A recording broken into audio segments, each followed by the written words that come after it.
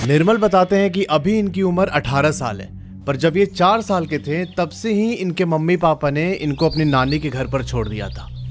ये टोटल 3 भाई बहन हैं, जिसमें निर्मल सबसे छोटे हैं। निर्मल के मम्मी पापा झारखंड के साहेबगंज जिले में एक जगह पड़ती है कोटल पोखर गांव, इसी गांव में रहते हैं। और निर्मल बचपन से ही अपने नानी के गांव मंगलापाड़ा में रह रहे हैं। आई होप आपको अभी कॉन्टेक्स्ट क्लियर हो गया होगा। ये बताते हैं कि दिसंबर महीने के अंदर इनके नानी के गांव में एक काली पूजा का आयोजन किया जाता है, जिसे पुष काली बोलते हैं। अब 2024 में जिस साल की ये घटना है, उस साल ये पूजा पड़ती है 26 दिसंबर को। तो ये पूजा अटेंड करने निर्मल के मम्मी पापा और अपने सगे भाई बहन भी कोटल पोखर गाँव से इनके नानी के गाँव पर आए हुए थे। अब जैसे मैंने बता रखा था कि उस पूजा में बकरे की बलि देने की प्रथा है। शाम के टाइम जब पूजा की विधि खत्म हो गई, तब धीरे धीरे लोग मंदिर पे से अपने घर को वापस जाने लगे। अब यहाँ गांव के कई लोग अपना अपना बकरा लेके मंदिर पर पहुंचे हुए थे। अब एक एक करके सबने अपने बकरे की बलि चढ़ाई और सब वापस अपने घर की ओर आ गए। अब इस टाइम पर रात के करीब 12 बज चुके थे। तो अभी इस टाइम पर मंदिर में सिर्फ 3 लोग मौजूद थे, निर्मल, उनके मामा का एक लड़का कृष्णा और निर्मल का एक भांजा पवन। इन लोगों को अपने बकरे की बलि दे के वापस घर आना था। और जो इनके मम्मी पापा और नानी थे, ये लोग पहले ही घर वापस आ चुके थे। जैसे ही पूजा खत्म हुई थी, निर्मल ने इनको घर वापस भेज दिया था कि पूजा तो खत्म हो गई, अभी आप ये बलि वली देख के क्या करेंगे। अब फाइनली प्रथा के अनुसार ये लोग बकरे का सर काटते हैं। सर वहीं पर माता रानी को चढ़ाया जाता है और फिर जो उसका बाकी का हिस्सा था उसे एक बोरी में पैक करके ये लोग वापस मंदिर से घर की तरफ बढ़ चुके थे। अब एक चीज समझना कि मंदिर से घर आने के 2 रास्ते हैं। अभी जैसा आप डायग्राम में देख सकते हैं कि जो वो छोटा वाला रास्ता है, उसका डिस्टेंस मंदिर से नानी के घर का 1 किलोमीटर है। और इस रास्ते पर कोई लोग नहीं रहते। यहाँ पर माइंस बने हुए हैं, जैसे खदानें होती हैं, और उसके अलावा पहाड़ के छोटे छोटे टीले थे। जो दूसरा वाला रास्ता है, उसमें ऐसा सीन है कि कुछ सेगमेंट में घर हैं और फिर उसके बाद बांस के बड़े बड़े पेड़, फिर से घर और फिर से बांस के जंगल, इस तरीके से। पर ये बांस और घर वाला रास्ता थोड़ा लंबा है, जिसका डिस्टेंस 2 किलोमीटर पड़ता है। एक चीज और समझना कि जो इसके नानी का घर है ना, ये गांव का सबसे आखिरी घर है। इसके बाद से आगे की तरफ कोई घर ही नहीं है, कच्चे रास्ते और जंगल है सिर्फ। अच्छा, जो इस काली माता मंदिर के पुजारी हैं, वो इनके फैमिली से बहुत पुराना ताल्लुक रखते हैं। तो जब भी लेट नाइट ऐसा कुछ पूजा होता तो ये ना अक्सर क्या करते कि चाबी वगैरह निर्मल के घर वालों को ही दे देते कि आप लोग मंदिर में ताला वाला मार दीजिएगा, कुछ मतलब साफ सफाई करना वो सब कर दीजिएगा। तो ये सब करते कुराते इनको रात के 1 बज जाते हैं। गांव के बाकी लोग तो अपना अपना बकरा लेके वापस आ चुके थे, पर यहाँ निर्मल, उसके कजन भाई और भांजे को ये मंदिर का गेट वेट लॉक करते करते रात के 1 बज जाते हैं। अब इन लोगों ने डिसाइड किया कि भाई इतनी रात को अब कौन वो लंबा वाला रास्ता लेगा 2 किलोमीटर वाला।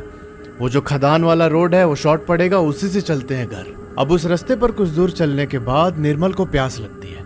इसे थोड़ी दूर पर एक चापाकल दिखाई देता है, तो ये चल के जाता है चापाकल के पास। और जो कृष्णा लड़का था, उसने बकरे की बोरी पकड़ी हुई थी। निर्मल बोलता है कृष्णा को कि भाई थोड़ा आके कल चला देना, मैं ऐसे कैसे चला के पीऊंगा। तब निर्मल वो बकरे की बोरी वहीं पे रख देता है। उसने पवन को बोला कि ये बोरी देखते रहना, मैं उसको पानी पिला के आता हूँ। अब कृष्णा वहाँ खड़े होकर चापाकल चला रहा था और निर्मल चुपचाप पानी पी रहा था। अभी इस टाइम पर पवन और उस कल की दूरी कोई 40-50 मीटर थी। और जो पवन लड़का था ना, ये थोड़ा सा डरपोक किस्म का है। अब उस बकरे की बोरी के पास अकेले खड़े रहने में से डर लग रहा था, तो चुपचाप बोरी छोड़ के इनके पास आ जाता है, जहाँ पर ये लोग कल पे पानी पी रहे थे। निर्मल बोलता है कि अरे बकरे को वैसे ही छोड़ के आ गया क्या तू? अब पवन बोलता है ये कौन लेके जाएगा, मेरे को भी पानी पीना है। ये तीनों बारी बारी करके उस चापाकल से पानी पीते हैं और पानी पी के फिर ये लोग वापस उसी जगह पर आ गए जहाँ पर वो बकरे की बोरी रखी हुई थी। अब जब ये लोग वहाँ पहुंचे ना, तो ये देखते हैं कि वो जो बकरा है वो बोरी से थोड़ा सा बाहर निकला हुआ है। पर इन्हें बहुत अच्छे से याद था कि भाई हमने तो बहुत प्रॉपर तरीके से उसको पैक कर रखा था बोरी में। और इसी बीच अचानक निर्मल की नजर बकरे की टांग पे जाती है। ये देखता है कि उस बकरे का एक टांग गायब है। ऐसा लग रहा था कि किसी ने टांग उसके शरीर से एकदम उखाड़ के अलग कर दिया। भैया निर्मल बोलता है कि मरीज का एक टांग कहाँ गया। अब ये लाइन सुन के बाकी दोनों भी बकरे की तरफ देखते हैं और जो पवन लड़का था उसे बहुत ज्यादा डर लगने लगा। अब यहाँ निर्मल और कृष्णा के अंदर भी डर तो बैठ गया था, पर ये लोग उसे एक्सप्रेस नहीं करना चाहते थे कि पवन कहीं और ज्यादा ना डर जाए। ये लोग फटाफट बकरे को वापस बोरी में डालते हैं और उसे लेके सीधा अपने घर पहुंच गए। इनके घर के आंगन में एक कुआं बना हुआ है। ये लोग बकरे को अच्छे से ढक कर वहीं कुएं के पास रखते हैं और फिर कमरे के अंदर चले जाते हैं सोने के लिए। अभी रात के करीब 3:30 बजे निर्मल की अचानक नींद खुलती है। इसे टॉयलेट जाना था। अब जैसे ही इसकी नींद खुली भाई, वो पूरा रोड वाला और बकरे वाला सीन इसके सामने आ गया। अब ये डर तो रहा था, पर जैसे तैसे हिम्मत करके कमरे से बाहर निकल के वॉशरूम की ओर जाने लगा। अब जहाँ पर इसका कमरा था उसके ठीक सामने आंगन है, और आंगन की दूसरी साइड पर वॉशरूम बना हुआ है, और उसी आंगन में वो कुआं भी है जहाँ पर इन्होंने बकरे को ढक के रखा था। भाई निर्मल यहाँ अपने कमरे से बाहर निकलता है और अभी इसे आंगन पार करके वॉशरूम में जाना था, और तभी ये देखता है कि इसकी एक बहन आंचल उस बकरे को उठा के ना सामने वाले घर की ओर भागने लगी। उस आंगन से ही एक गेट बना हुआ था जिससे बाहर निकलते हैं। निर्मल लिखते हैं कि इस टाइम पर ना मेरी बहन का हुलिया बहुत ज्यादा डरावना लग रहा था, पर ताजुब की बात यह है कि वो उस बकरे को उठा के बाहर भागी और किसी को घर में भनक तक नहीं लगी। अभी निर्मल हिम्मत करके वहां आंगन की गेट पर जाते हैं जिससे वो निकल के गई थी, और ये क्या देखते हैं पता है? तो इनकी बहन उस बकरे को उस मुस्लिम फैमिली के घर के चौखट पर ले जाके रख देती है और उसे बीच से फाड़ कर उसका मांस खाने लगी। अब भाई ये नज़ारा देख के निर्मल की एकदम हालत खराब। ये भागते हुए सीधा अपने नानी के कमरे में जाता है। उसने नानी को उठाया कि नानी चलिए एक बार चल के देखे ना दीदी क्या कर रही है। और जब नानी उस आंगन के गेट पर पहुंची जहाँ से सामने मुस्लिम फैमिली का घर दिखता था, तो भाई ये पाती हैं कि वहाँ पर तो कोई है ही नहीं। फिर ये लोग आंचल के कमरे में गए और ये देखते हैं कि आंचल तो अपने बेड पे सो रही है, और जो वो बकरा था वो एग्जैक्टली उसी तरीके से ढक के कुएं के पास रखा हुआ था। पर यहाँ जब निर्मल और उनकी नानी आंचल के कमरे में गए थे उसे देखने के लिए, तब निर्मल ने नोटिस किया कि मेरी दीदी सो तो रही है, पर उसके हाथ पर ब्लड अभी भी विजिबल था, और ये ब्लड सिर्फ निर्मल को ही दिखाई दे रहा है। निर्मल यहाँ सोच में पड़ गया कि भाई ये खून का धब्बा नानी को क्यों नहीं दिख रहा है। इसको यहाँ समझ में आ गया कि कुछ तो गड़बड़ है, और इसने ये बात नानी को डिस्क्लोज नहीं की क्योंकि इनकी नानी ना ये सब चीजों पे मानती नहीं थी। निर्मल ने सोचा कि अगर मैं नानी को बताऊंगा तो फालतू में मुझे ही डांटेंगी, पर इसे अंदर ही अंदर अपनी दीदी की फिक्र भी हो रही थी। अब जब नानी ने देखा कि भाई आंचल चुपचाप अपने कमरे में लेटी है, तो ये निर्मल को डांटती है और डांट के अपने कमरे में वापस चली जाती है। निर्मल बड़ा सोच में पड़ गया, भाई क्या हो रहा है। ये ना चुपचाप जाके आंचल के पास बैठ जाता है। आंचल बेड पे लेटी हुई है और ये उनके करीब बैठा हुआ है। ये बैठ के एकटक आंचल की ओर देख रहा है कि भाई क्या हुआ था अभी इसे। और इसी बीच ना आंचल अचानक उठ के बेड पे बैठ जाती है, बाल उसके एकदम बिखरे हुए, और वो एकटक बस निर्मल को देख रही है। उसकी ओर एकदम क्रिपी सी स्माइल देते हुए बोलती है कि तुम क्यों बता रहे हो सबको? तुम अपनी नानी को ही बता रहे हो, मुझे ही परेशान कर रहे हो, मत करो। और उसके बाद आंचल एकदम धीरे धीरे कुछ बड़बड़ाने लगती है। निर्मल बताते हैं कि ये सब लाइंस बोलने के बाद उसके बाद जो वो बड़बड़ा रही थी ना, वो बहुत स्लो आवाज में थी, तो वो कुछ समझ नहीं पा रहा था कि एग्जैक्टली बोल क्या रही है। फिर निर्मल ने बहुत ध्यान से उसके और करीब जाके सुनने की कोशिश की, तो इसे रियलाइज होता है कि वो जो आवाज है वो उसकी दीदी की है ही नहीं, वो कोई और ही बोल रहा है उसके अंदर से। अब ये सब देख के निर्मल वहीं फ्रीज हो गया। ये उठ के भागना चाहता था वहां से, पर इसकी बॉडी में कोई मूवमेंट ही नहीं हो रही है। उसके बाद निर्मल एकदम अनकॉन्शियस होके वहीं पे लेट जाता है। सुबह जब 9 बजे नींद खुली इसकी, तो ये अपने आप को दीदी के कमरे में ही पाता है।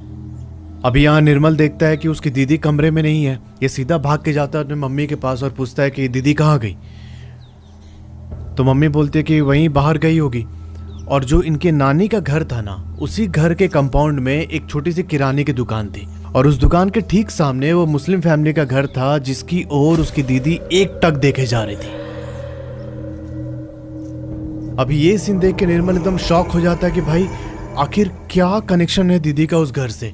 कल रात को भी वो बकरा लेके उस घर की तरफ भाग रही थी, इस समय भी बैठ के उसी घर को देखे जा रही है।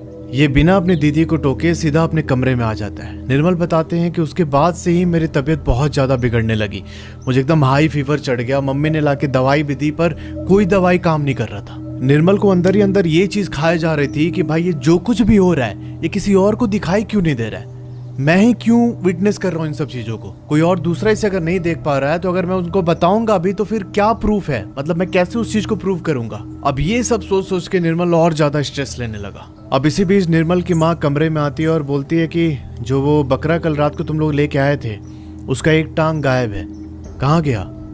अब इससे पहले कि निर्मल कुछ भी एक्सप्लेन करता, पीछे से कृष्णा बोलता है कि अरे कोई कुत्ता उत्ता ले गया होगा, हम लोग वहाँ रख के पानी पीने गए थे, तो हो सकता है उसी बीच ले गया हो कोई कुत्ता उठा के। इसके बाद निर्मल की माँ ने कोई सवाल नहीं किया, और उनके जाने के बाद कृष्णा बोलता है निर्मल को कि भाई किसी को कुछ बताने की जरूरत नहीं है, ये सब बोलेंगे ना तो उस रास्ते से हमारा आना जाना बंद कर देंगे घर वाले। अब सुनो, अगली रात को ये सब लोग खाना खा के घर के बाहर ऐसे आग ताप रहे थे और इसी बीच जो निर्मल है ये उठ के अपने कमरे की ओर जाने लगता है। ये बोलता है कि मुझे अपना मोबाइल चार्ज करना है तो मैं अभी आ रहा हूँ चार्ज में लगा के। निर्मल जब यहाँ से उठ के अपने कमरे की ओर जाने लगा तब इसने नोटिस किया कि इसकी बहन भी उठ के इसके पीछे पीछे आ रही है। जैसे ही निर्मल को ये बात रियलाइज हुई ये वहीं पर रुक जाता है। रुक के पूछता है कि क्या हो गया, तू क्यों जा रही है उधर। तभी इस पॉइंट पे उसकी बहन निर्मल की ओर एकदम बहुत गुस्से से देखने लगी और बोलती है कि मुझे भी अपना फ़ोन चार्ज करना है। निर्मल बोलता है कि ठीक है लाओ, मैं तुम्हारा फ़ोन लगा दूंगा चार्ज में। और ये बात सुन के ना निर्मल की बहन बहुत जोर जोर से चिल्लाने लगी उस पर, मैं खुद जाके लगाऊंगी, तू कौन होता है, तेरी मर्जी चलूंगी क्या मैं इस घर के अंदर। और ना बहुत अजीब अजीब चीज़ बोलने लगी। तो इस पॉइंट पर जो निर्मल की मम्मी थी वो थोड़ा गुस्सा हो जाती है। वो बोलती है अपनी बेटी को कि क्यों चिल्ला रही है फालतू में, ऐसे बात करते क्या अपने भाई से, चुपचाप आके बैठ यहाँ पे और फोन दे दे, वो लगा देगा चार्ज में। निर्मल अपनी बहन से उसका फोन लेता है और उसकी बहन चुपचाप वापस जाके उसी जगह पे बैठ जाती है जहाँ पर सब लोग बैठ के आग ताप रहे थे। निर्मल लिखते हैं कि भैया मैंने जाके पहले अपना फोन चार्ज में लगाया और फिर जब अपनी बहन का फोन चार्ज में लगाया तो उसका स्क्रीन ऑन हुआ और मैंने देखा कि उसकी स्क्रीन का वॉलपेपर ना, जो वो मुस्लिम घर के अंदर लड़की रहती है 16 साल की, उस लड़की की वॉलपेपर लगी हुई है। ये देख के भाई निर्मल एकदम शॉक्ड कि आखिर ये उस लड़की की वॉलपेपर लगा के क्यों घूम रही है। ये बिना कुछ रिएक्ट किए चुपचाप आके अपनी जगह पे बैठ जाता है। निर्मल यहाँ बहुत ज्यादा डर चुका था क्योंकि जिस लड़की का वॉलपेपर लगा हुआ था ना उस फोन में, उसकी 5-6 दिन पहले ही डेथ हुई थी। निर्मल यहाँ एकदम डर के मारे कांपने लगा और इसी बीच निर्मल की माँ बोलती है कि अरे क्या हो गया, तू ऐसे कांप क्यों रहा है। तो निर्मल बोलता है कि नहीं मेरी तबीयत थोड़ी ठीक नहीं है। फिर इसकी मम्मी उठ के निर्मल के पास गई उसे देखने के लिए कि क्या हो गया, तू ठीक है ना, किसी ने कुछ बोला तुझे। और तभी निर्मल की नज़र अपनी बहन पर पड़ती है। ये देखता है कि इसकी बहन एकदम गुस्से में निर्मल की ओर देखे जा रही है और इस वक्त उसका आँख एकदम लाल हो रखा है। इसी बीच निर्मल बोलता है कि अरे नहीं मेरी तबीयत थोड़ी ठीक नहीं है ना और ठंड ज़्यादा हो रहा है तो इसकी वजह से मेरी बॉडी में शिवरिंग हो रही है। फिर इसने कृष्णा को बोला कि भाई चल अब चल के सोते हैं, मुझे नींद आ रही है। कृष्णा, पवन और निर्मल ये तीनों एक ही कमरे में सोते थे। पवन पहले से ही सोया हुआ था रूम के अंदर। ये दोनों भी जाके अपने कमरे में लेट जाते हैं और निर्मल बस वही सारी चीज़ें सोच रहा है कि भाई आखिर ये हो क्या रहा है, मेरे दीदी ने उस लड़की का वॉलपेपर क्यों लगा रखा अपने फ़ोन में। यहाँ पर लेटे लेटे निर्मल ने थोड़ा बहुत बताया कृष्णा को कि भाई ऐसा ऐसा हो रहा है। अब कृष्णा बोलता है कि अरे कुछ नहीं है, तो सब तेरा वहम है, तेरी तबीयत ठीक नहीं है और तू वो जो बकरे वाला इंसिडेंट हुआ था उस रात, उसकी वजह से तू ये सब चीज़ें सोच रहा है और अपने दिमाग में खुद ही कहानी बना रहा है। निर्मल को यहाँ समझ आ चुका था कि भाई कोई फायदा नहीं है कृष्णा को एक्सप्लेन करने से और ये भी कोई बहस ना करते हुए चुपचाप सो जाता है। अभी इनको सोए हुए कुछ ही घंटे हुए थे और इसी बीच अचानक निर्मल की आंख खुलती है। आंख खुली तो सबसे पहला ध्यान इसका घड़ी पर गया। ये देखता है कि 11:55 हो रहे हैं। फिर ये नजर घुमाता है बेड की तरफ और इसने पाया कि कृष्णा तो लेटा हुआ है पर पवन अपनी जगह से गायब था। निर्मल अभी उठ के वहीं बाहर निकलता है कमरे से तो सामने आंगन था और ये देखता है कि उसी आंगन के कुएं के पास इसकी बहन और पवन ये दोनों आपस में बहस कर रहे थे। इसे देख के बड़ा अजीब लगा कि भाई ये दोनों इस समय क्यों ऐसे लड़ाई कर रहे हैं। ये चल के जाता है उनके पास और बोलता है कि इतनी रात को तुम लोग ऐसे क्यों हल्ला कर रहे हो, लड़ाई क्यों कर रहे हो आपस में।